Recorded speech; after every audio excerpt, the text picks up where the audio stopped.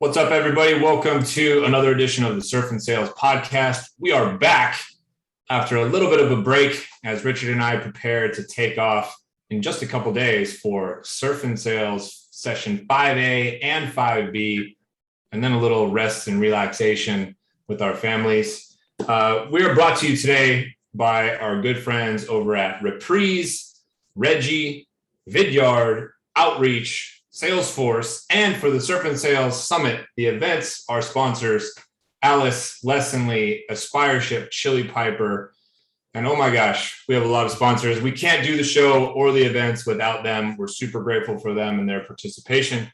And here with my good friend Richard Harris, as always, and we are talking to a special someone coming from Australia, where it's like 3 o'clock in the morning or something atrocious, probably, I think.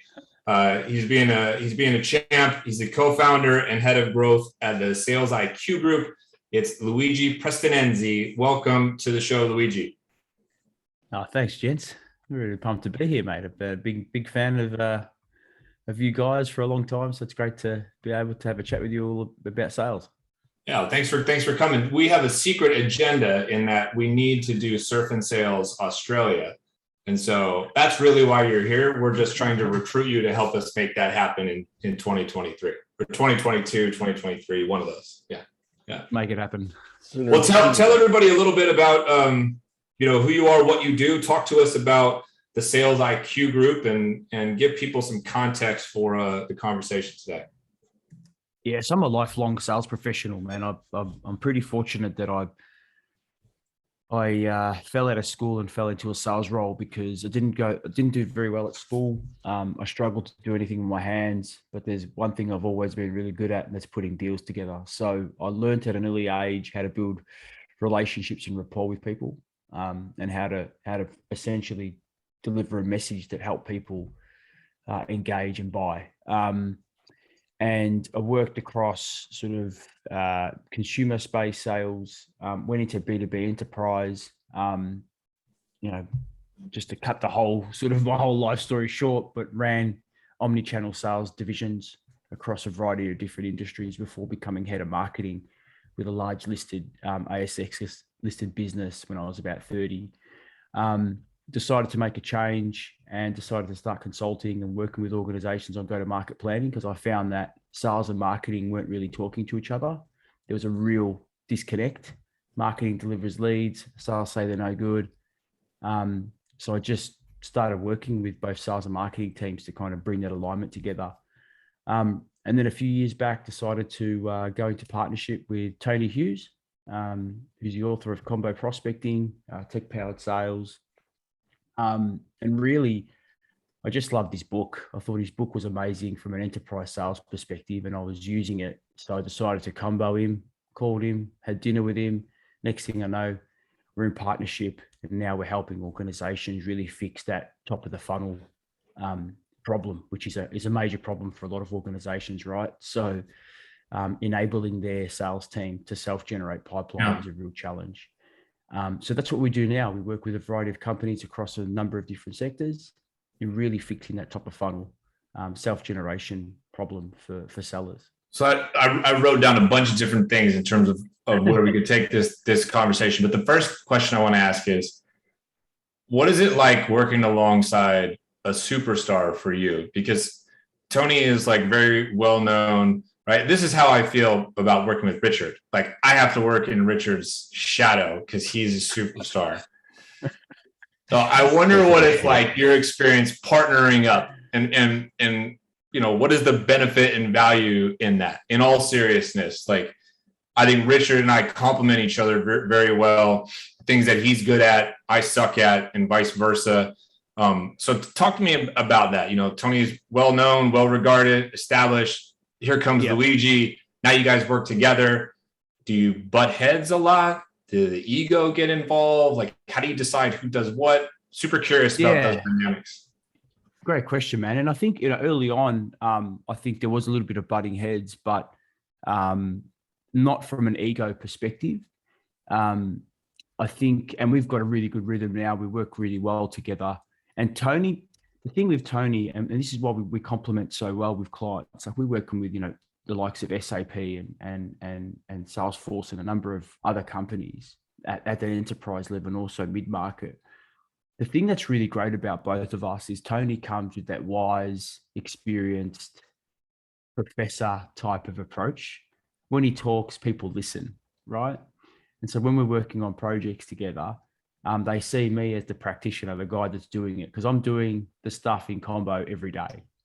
The stuff that we talk about, I'm executing every day, right? That's one of the things that I'll constantly, I want to make sure that I'm executing the stuff that I work with people on, because I don't want to become that, that trainer, the person that is teaching something they're not doing anymore, right? Because you don't want to be you don't want to be who everybody references when they say stop taking advice from somebody who hasn't done this in 20 years. You don't want to be that one.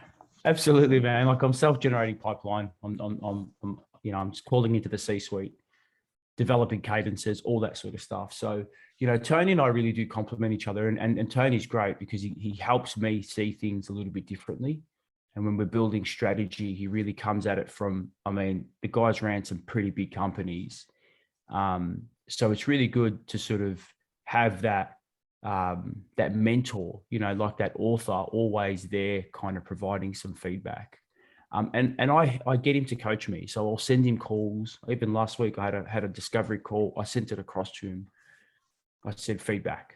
I made a cold call that didn't go the way that it should have gone. I sent it to him. I said, what could I have done differently? I'm getting that real-time feedback. And again, I want that feedback because I need to have that growth mindset. Because if we're asking people in our roles, right, we're asking people to develop themselves. We're asking people to be open to feedback. We've got to be open to that feedback as well.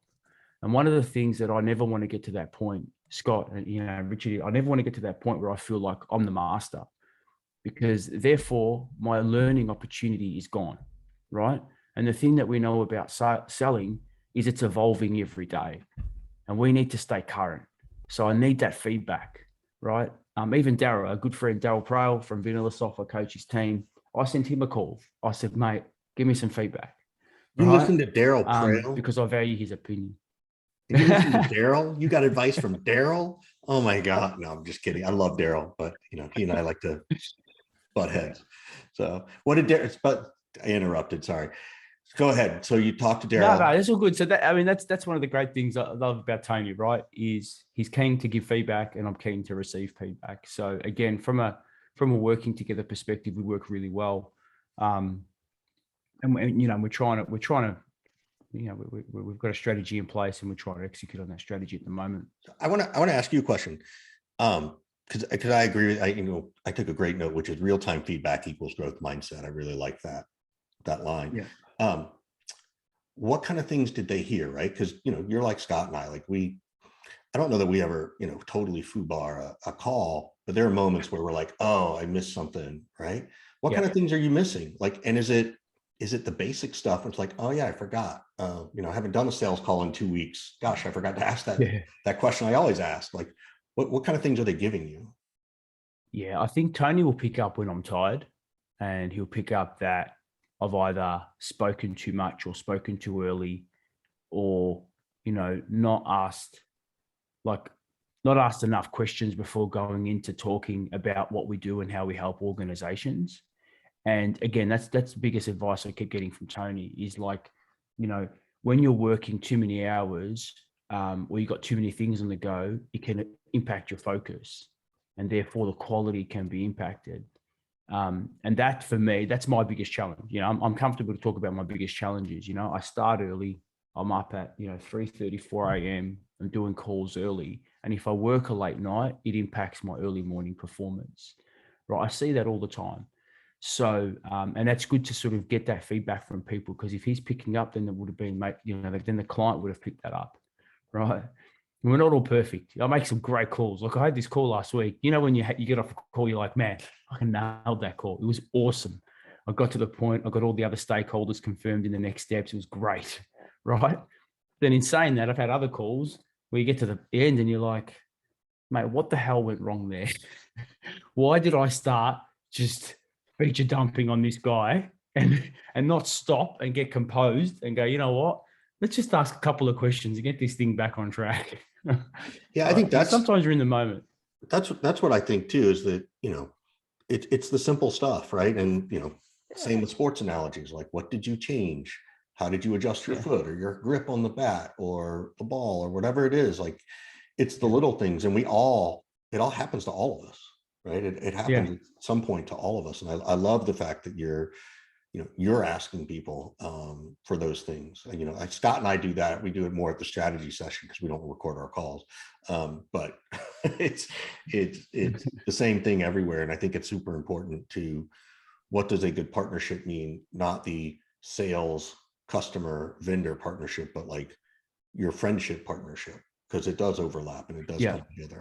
I think it's so interesting and awesome that, here's Luigi, he's sales consultant, sales trainer, and he's still doing call reviews, with peers and with I don't know if it's a boss relationship, partner relationship, or whatever.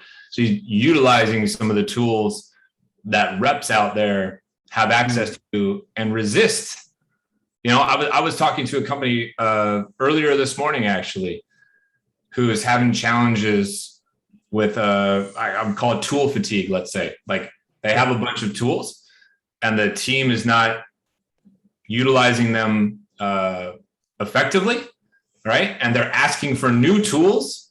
It's like, wait a second, you want these new tools, you're not even using this one thing that you already have, you're not even using it well, right? So I think it's really great and good good like way to lead by example, that you're out there doing call reviews and things like that still. And I think we need to push all of our clients going forward. When was the last time you as a VP of sales had a call review?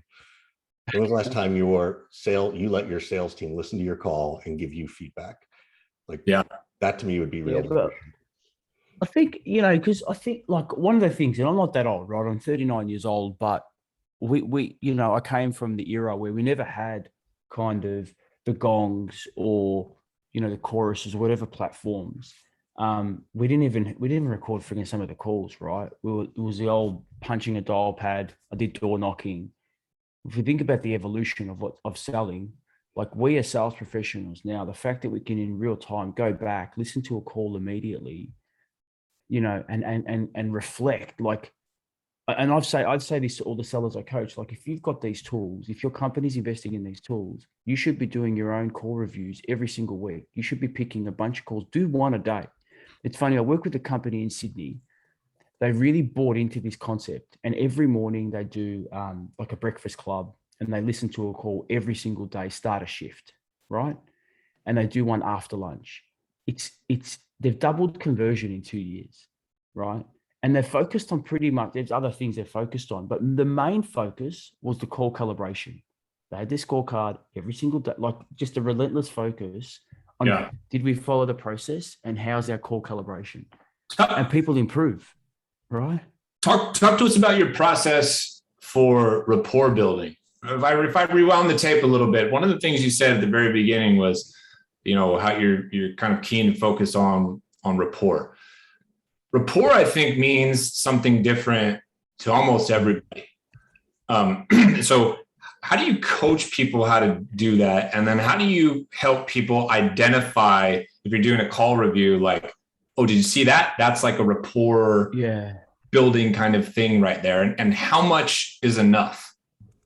Yeah, that's a great question. And I think depending on where and depending on the type of engagement you're having. So often, like, we see this, if I'm leading with cold outreach, right? And I'm picking up the phone, I'm not leading with a rapport building strategy, because first and foremost, I've just got to get their attention. And my narrative needs to be focused on them and the outcomes that I can help them solve, right? Or help them achieve. And if I lead with friend strategy, as Tony says, people aren't looking for more friends. A C-level executive's that busy, he's not going to want to become friends with somebody that just called him out of the blue.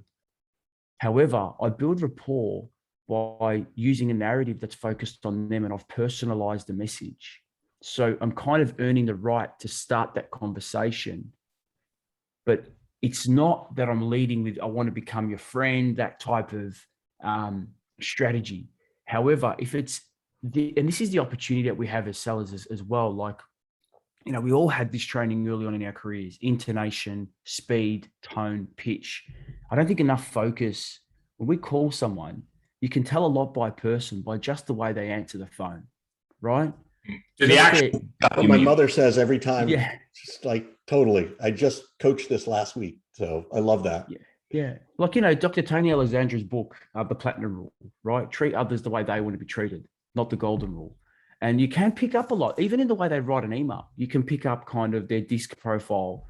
So if you know that they're a high D, you're not going to be approaching them with a, over expressive sort of approach, right?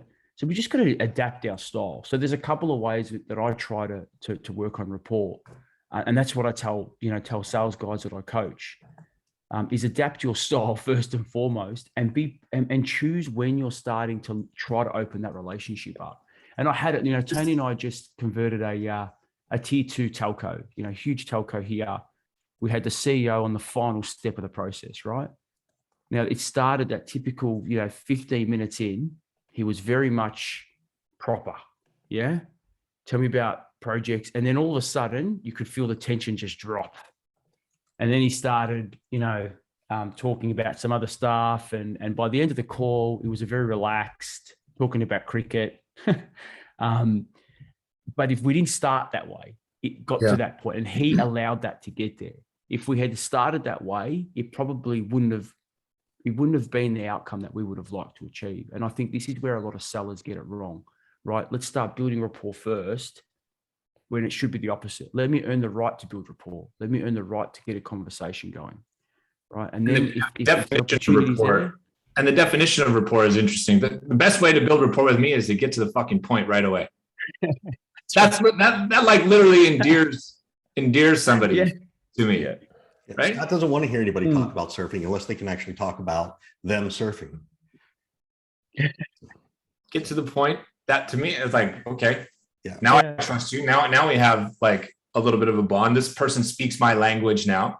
They're not doing all this fluffy stuff. Like for me, that works. For somebody else, it wouldn't work. And so you got to know and adapt to Luigi's point, right? Yeah. And the other thing too is that we're so jaded by it because it's something we experience daily, Scott. Do you know what I mean? Because of our roles, and I think Luigi's role and Tony's role, and we see bad all the time. We talk about how not to do bad. So when it comes to us, our sensitivities, our spidey senses go up immediately. So I think we're jaded to it as well. So otherwise people would stop doing it. Right? So that's how I see it. So I want to go way back. You talked about, you learned early on as a kid somewhere, I don't know what that definition means to you, but that you were good at this salesman piece or, rapport building thing. Like, do you remember the first time outside of business, like way back when you were like, oh, I can make these things happen in my life? Yeah.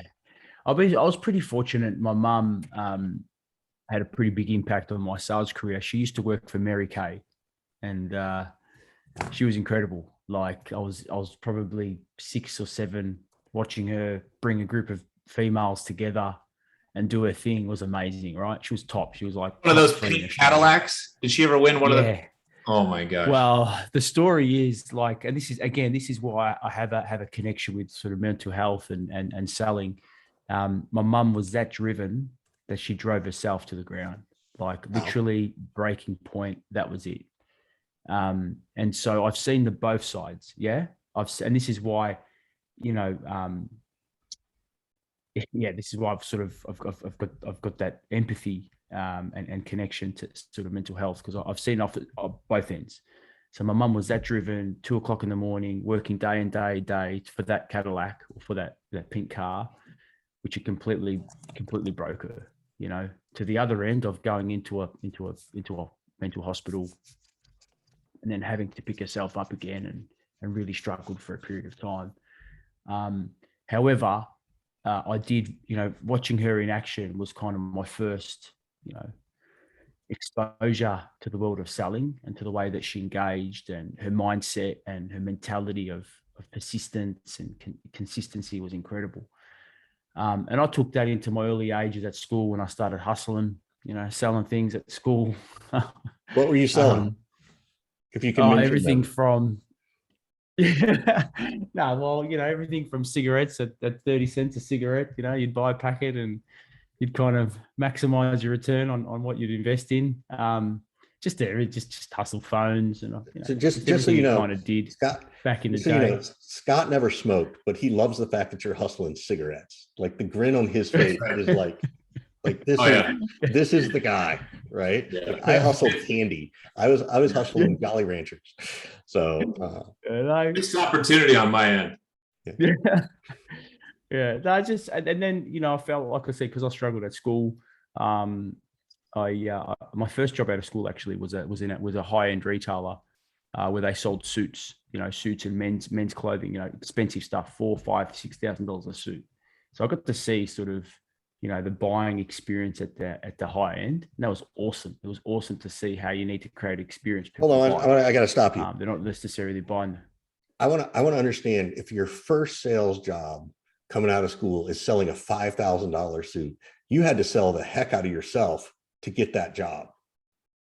Yeah, absolutely. It was a $5,000 suit before that point.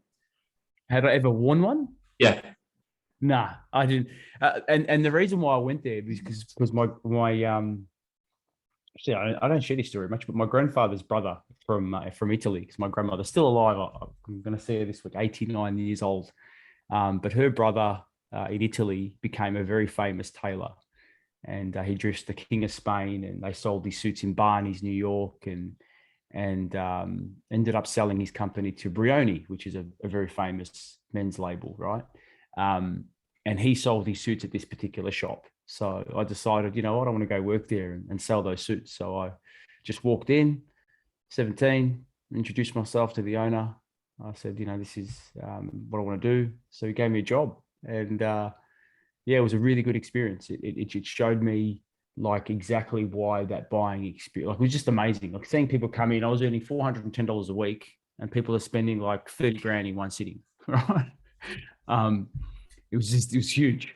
So what did you? People were spending more on a belt than what I earned.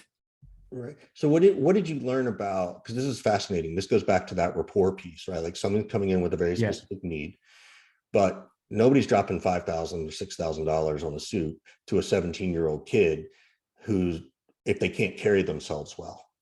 So what were the things you learned at that stage that helped you? Do you think or were taught to you? Maybe they were taught to you that really helped you figure that piece out. Yeah, so it's interesting. So the guy that ran the business, Theo, had an incredible sort of aura and charisma about him, and the way that he composed himself and engaged with people was something that I noticed really early. He held that level of confidence, and it wasn't cocky. It was, there's a difference, right? It was just confidence, and the way that he made people feel was just, watching him engage with people was amazing. He made people feel good about themselves, right? They'd walk in, high-powered business people, lawyers, and they'd walk in and they'd leave feeling great, right? Because again, they weren't buying the suit; they were buying the way the suit made them feel. They were buying the experience, absolutely. They were buying the way they looked, and the way they looked in the mirror. That's why I often have these arguments. I'm like, there's a difference between a $200 suit and a $4,000 suit. Just the feeling, the way it sits, and that's what they're buying. So I learned that early on. I learned little things like, dropping compliments, saying positive things to people. That impact that it had on saying to someone, mate, it sits like just even rubbing the side of the arm, there was a tactic. It showed the way to cut. Like, it was just amazing, just things like that. And, I read books now on certain psychology of selling, and things that I learned back then are in books that you read today, right? And there's a lot to be learned from consumer sales. And this is what I love about, I think every B2B seller should work in consumer sales and vice versa. Every marketer should cross both, because there are so many things that you can apply from both, right? And I think, did you learn this stuff when you worked at the Gap, Richard?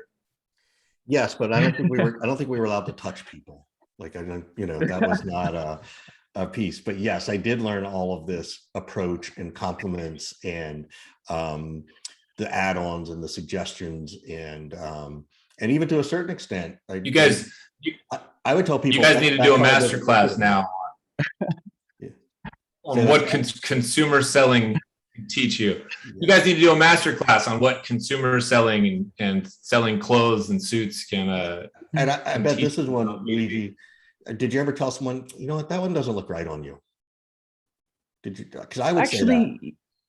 yeah, like that was, it was interesting. Like, and you'd also look, there's some tactics, but you'd give them some options and like the decoy effect, right? Like, you want to give them options and make sure that there's options they eliminate. At the time, I didn't know it was a decoy effect, but as I learned selling, I learned the art of selling. I learned, hey, that's a decoy effect, right? So, yeah, absolutely. And I think, and that's one thing. I think not always telling people what they want to hear is an important part of the sales process, right? And we know that, that's the whole. As much as I don't agree with it, the whole challenger mentality, right? Yeah, I hate the challenger. It's like, how do you tell your sister she has an ugly baby? Like that's the definition of challenger. So, all right, hit a nerve. So no, it's good. Like I like hitting that nerve. I appreciate their approach, but they just, in their own words, they reframed the same stuff we've been talking about for years. So nothing, and they're not very good at tacticals, in my opinion. So, when did you realize you fell in love with sales? Like, was it that first $7,000 suit you sold? Was it even before that when you were like hustling in, the smokes? Yeah, I think, you know what? I think it was, this is a really good question. I think it was my first call center actually, when I was selling, into like a hotel package, right? But it wasn't a hotel package. You were selling a card, and that card gave people like discounts. And it was actually a really hard sale, and the target per day was ridiculously low. I think it was one a day, and this is old school call contact. This is dialer, just pushes the number through. Yeah. And you go, hi, is Mr. and Mrs. Such and such calling. And it was hardcore, right? And you were literally on the phone for 7 hours, and the target was one a day. And I remember, I think I got about 6 or 7 that day.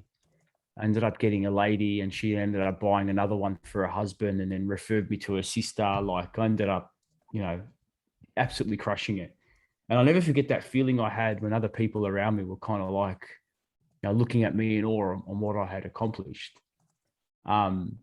And that day I realized, what, I've got a bit of skill here. So, did you love the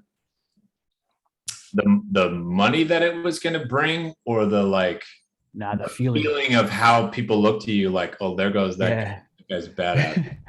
Yeah, that's just like the feeling. I love the feeling that I was able to accomplish something that apparently you couldn't accomplish. Yeah. And that started a really interesting journey for me, because then wherever I went, I always I started going, well, what's somebody doing, and how can I better that? Right. So what are you trying to do now that nobody else is doing? What's the big goal in front of you for next year? Well, Tony and I, we have got a big, bold and audacious goal, and that's around the enablement space. We really want to make a dent in the enablement space, and really capture a large market share there, and really change the way people engage with learning. I think that there's a big challenge at the moment with training and enablement. And what challenge is that? Do you think that's a remote challenge? No, I just think it's the way it's delivered. I think, too many companies think that we can deliver 2-day training and expect behavior to change. It doesn't happen like that. But we all know that it takes time for behavior to change. It takes a combination approach. It can't be a siloed, just a bit of training or just a bit of online content. It's got to be a combination. There's got to be coaching to reinforce. It's got to be ongoing as well. You just can't change behaviors overnight, right? I think our sales profession has a lot of challenges that's preventing it from really achieving its full potential. What are those challenges?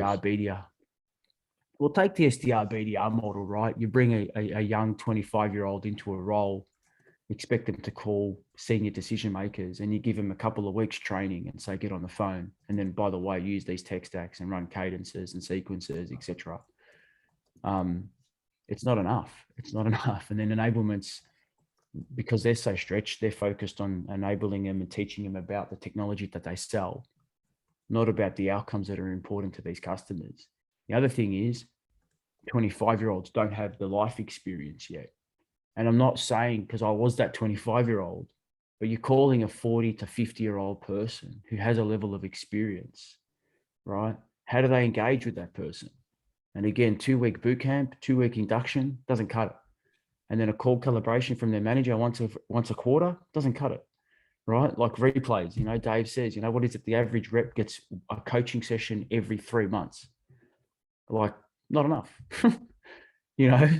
That's crazy. If you think about an athlete, a professional athlete is training every single day. They're getting coached every single day. They're going through the motion every single day. They're getting feedback every single week. But yet we put sellers on the phone and we're paying them X amount of dollars to call customers, the most important people in our world, and not enable them enough, right? Not give them enough coaching and feedback.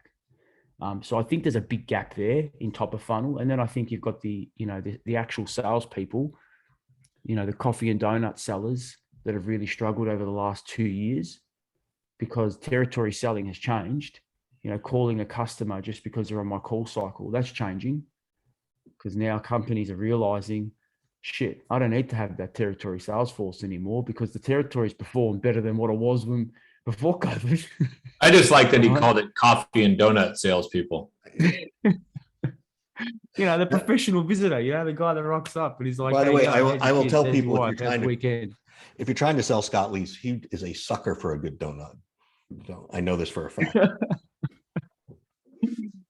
No, I just think, that whole place has changed. I mean, the amount of money that people spend on training, and yet, we're not backing it up. We're not reinforcing it. But I don't even think they're spending enough. Like, that's the funny thing. It's kind of like you tell me, like, everybody wants to nickel and dime the trainer.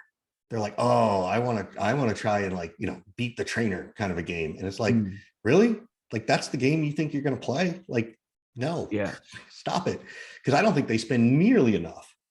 Like, if you looked at, I should go do this analysis. In certain towns, you can determine how much, at least in the States, how much the school spends on educating your child, right? How many dollars? And I guarantee you, they don't spend nearly that much on educating their salespeople. It's crazy. Yeah, absolutely. And I think we all see it, like and the thing is, all the numbers will show us that, more coaching gets increased win rates, right? You see a positive improvement.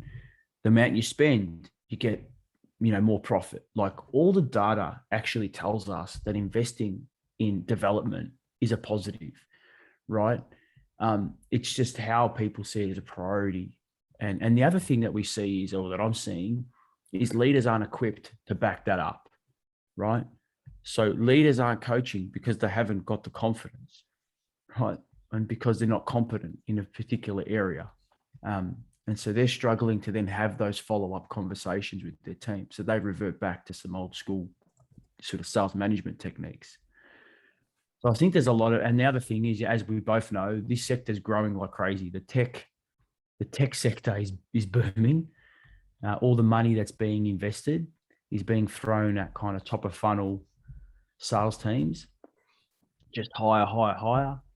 But we're just forgetting that, like, if we don't enable that sales force properly, all that's going to happen is we're just going to have a bunch of people out there, still selling feature. Like, I still can't believe how many people reach out around features.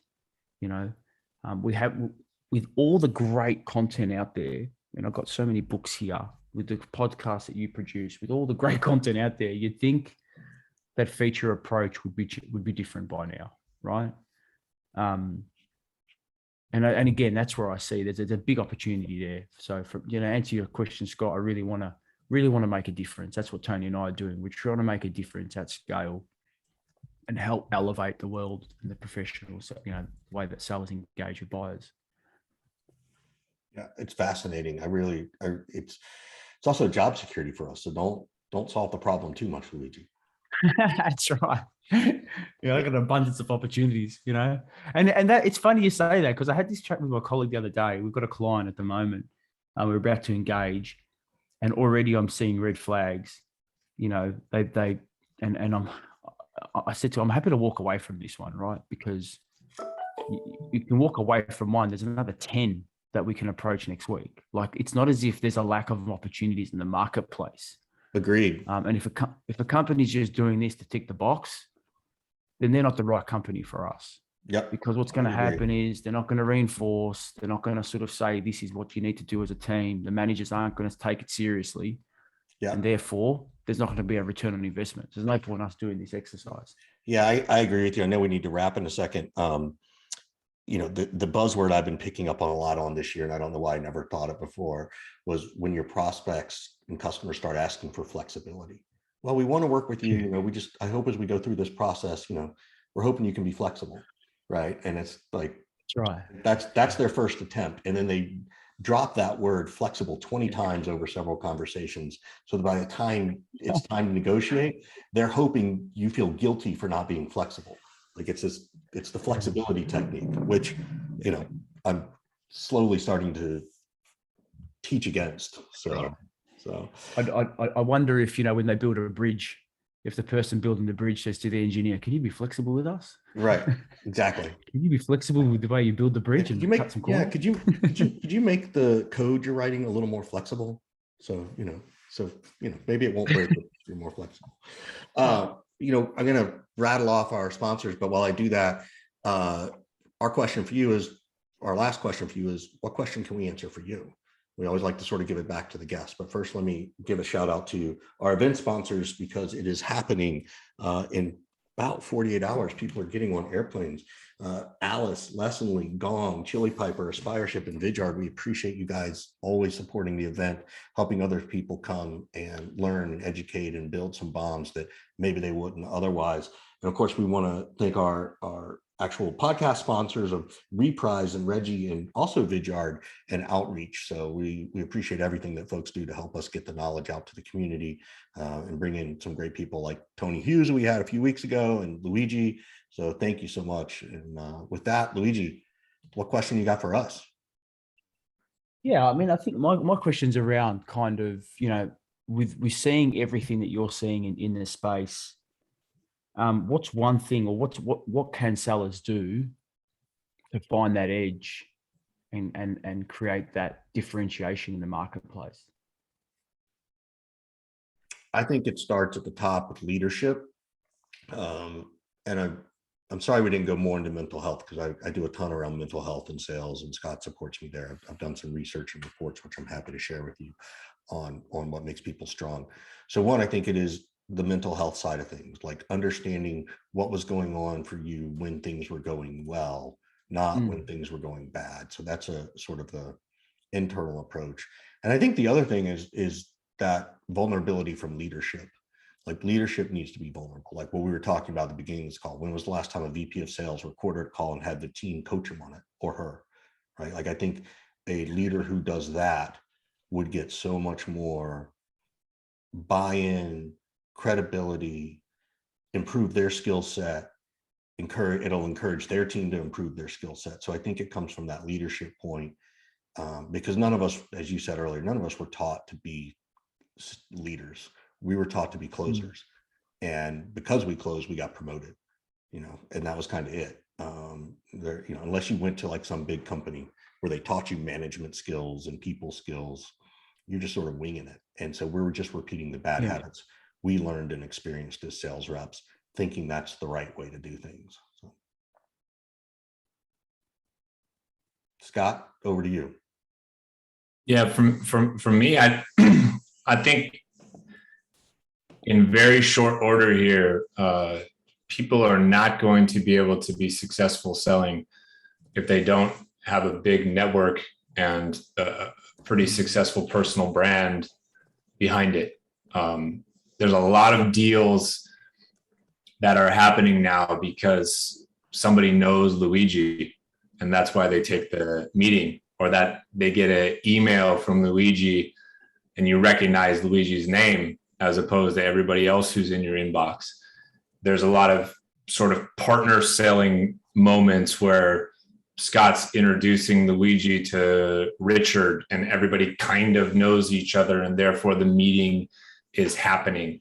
You look at, I mean, we just rattled off all these sponsors who help us with the show. We don't get those sponsors just like cold outreaching at all these people if nobody knows who we are.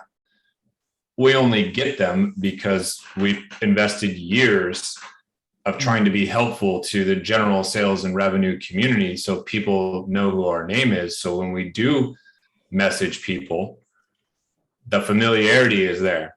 And so they take that call. And I don't see how you're going to be able to be successful in B2B much longer, if at all, without having, somewhat of a presence there and utilizing that network that you've spent a long time and worked hard to cultivate. I think that's the way past the gatekeeper, if you will, the way into somebody's phone, the way into somebody's email inbox and getting a response. Good advice. Yeah. I like it.